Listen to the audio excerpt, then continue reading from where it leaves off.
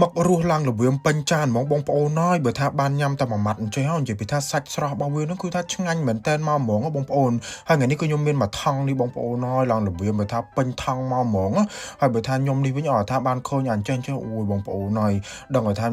ញាក់សាច់ហ្មងធ្លាប់ញ៉ាំប្រហែលដងដែរប៉ុន្តែគាត់ថាឃើញវានោះក៏ចេះមានអារម្មណ៍ថាញើតដែរព្រោះដោយសារតែវានៅរស់ពេលដែលធ្វើលាងសម្អាតវាអញ្ចឹងខ្ញុំអត់សូវហ៊ានដៃយកដៃប៉ះវាបងប្អូនព្រោះដោយសារសាមុននោះអូយបងប្អូនមកក្របវាមកឡើងថាឡើងចង់ចុកមកហ្មងអញ្ចឹងបើយើងអត់សូវស្គាល់ទេយើងហឹងថាធ្វើវាហ្នឹងយើងប្រយ័ត្នបន្តិចចឹងណាបើថាបានត្រូវវិញអូយបងប្អូនហើយអញ្ចឹងយើងធ្វើរឿងប្រយ័ត្នអញ្ចឹងទៅអត់អីទេហើយរបៀបសាសម្អាតវានោះអត់មានអីច្រើនទេបងប្អូនយើងដាក់វាយើងសម្អាតវាឲ្យស្អាតហើយយើងលាងវាដល់ថាមួយអំបិលច្បាច់អំបិលឲ្យសក្បោះបែបនេះមកគឺថាបានហើយបងប្អូនច្បាច់អំបិលឲ្យថាសប់អញ្ចឹងមកនេះហើយយើងញ៉ាំវាហ្នឹងជាមួយនឹងទឹកស៊ីអ៊ីវជប៉ុនហើយជាមួយនឹងវ៉ាសាប៊ីអញ្ចឹងណាបើថានេះរសជាតិដើមរបស់គេញ៉ាំតែប៉ុណ្្នឹងទេបងប្អូនដល់ពេលយើងញ៉ាំអញ្ចឹងទៅមួយយ៉ាងដែរបើថាយើងជនជាតិខ្មែរដូចយើងអីហ្នឹងយើងអាចញ៉ាំជាមួយទឹកត្រីកោះកុងអីអូយបានថាបានឆ្ងាញ់មកហ្មងទឹកត្រីកោះកុងទឹកម្រេចក៏បានឬក៏យើងញ៉ាំជាមួយនឹងទឹកអំពិលទុំទឹកអីហ្នឹងតែបោះតាមតំបន់របស់យើងហ្នឹងក៏ថាឆ្ងាញ់ដែររសជាតិសាច់នៅស្រស់អញ្ចឹងញ៉ាំទៅឆ្ងាញ់បងប្អូនញ៉ាំទៅសភាពសាច់របស់វាហ្នឹងគឺថាស្វិតហើយយើងញ៉ាំទៅច្រប់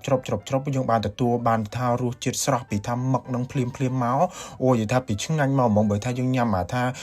ដូចថាងាប់ហើយអញ្ចឹងទៅដូចយើងយកតែស្លអញ្ចឹងទៅវាមានសភាពបែបទុនផុយអញ្ចឹងទៅវាប្លែកផ្សេងមួយយ៉ាងទៅដល់ពេលយើងញ៉ាំស្រស់អញ្ចឹងទៅក៏ថាមួយយ៉ាងអញ្ចឹងដែរបងប្អូនហើយបើថាខ្ញុំមើលជនជាតិជប៉ុនចកូរ៉េអីហ្នឹងបងប្អូនគេញ៉ាំទាំងក្បាលវា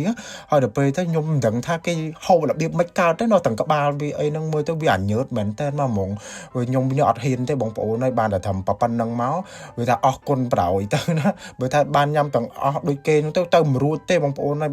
បានប៉ុណ្ណេះអាហ្នឹងគឺថាឆ្ងាញ់ហើយសួរខ្ញុំថាឆ្ងាញ់ខ្លាំងអត់មិនសូវប្រហែលទេបងប្អូនមកល្មមញ៉ាំអញ្ចឹងព្រោះដោយសារតែយើងហ្នឹងវាមិនមែនញ៉ាំជាប់រហូតទៅយូរអីយើងចង់ដឹងយើងចង់សាកអីយើងញ៉ាំម្ដងអញ្ចឹងណាហើយញ៉ាំនេះខ្ញុំដាក់ជាមួយទឹកជ្រលក់ហឹរខ្មែរយើងបងប្អូនទឹកត្រីកោះកុងហ្នឹងជូរហឹរប្រៃផ្អែមអាហ្នឹងបានថាត្រូវតម្រង់តាមតំបន់របស់យើងចំហ្មងបើថាបោះគេហ្នឹងបើថាប្រៃសាបអីហ្នឹងពិបាកទទួលយកមែនតើណាប៉ុន្តែនៅតែរសជាតិឆ្ងាញ់ល្មមញ៉ាំបានអញ្ចឹងបងប្អូនញ៉ាំចេះបើថាមានការ៉ុតតសក់អីអូយបន្លែពី3មុខថែមមកទៀតអញ្ចឹងកាន់តែថាមានរសជាតិឆ្ងាញ់ថែមជាងនឹងថែមទៀតប៉ុន្តែអានេះខ្ញុំញ៉ាំជាមួយសារាយបងប្អូនប៉ុណ្ណឹងក៏ថាល្មមអាចទទួលយកបានដែរបើថាមានសពមុខទៀត